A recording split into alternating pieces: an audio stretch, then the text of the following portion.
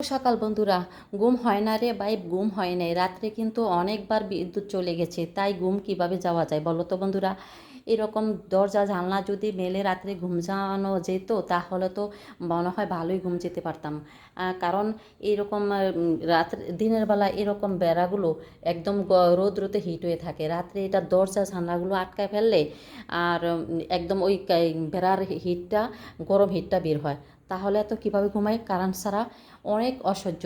যেহেতু ছাদের উপরে আর কোনো ইয়া নাই, ছাদ নাই, সেজন্য আরও বেশি গরম। তাই বন্ধুরা ঘুমাইতে পারিনি ভালো করে।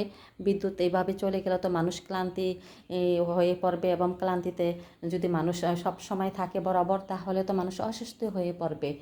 আসলে আমাদের সারাদিন কাজকর্ম শেষে একটু বিশ্রামের সময় হয়েছে রাত্র সবার জন্য। ছেলে হোক মেয়ে হোক, প্রতিটা মানুষের জন্য রাত্রে বিশ্রাম, ঘুম নেবে, ক্লান্তিটা দূর হবে। তাহলে এভাবে বলো তো বন্ধুরা, আমরা কিভাবে এইরকম গরমের ভিতরে ঘুমাবো কারেন্ট যদি না থাকে? আসলে একে অপরে কারেন্টের কথা বলি, মাঝে মাঝে কারেন্ট চলে যায়, আবার মাঝে মাঝে আসে। এটা তো ঠিক না, গরমের সময় এই কাজটা করা উচিত না। মানুষের সুস্বাস্থ্যের দিকে তাকিয়ে মানুষের যেন সুস্থ থাকে, এইভাবে এইরকম দৃষ্টি আকর্ষণ অবশ্যই সরকারের থাকা উচিত আমার মতে। আপনারা কি বলেন?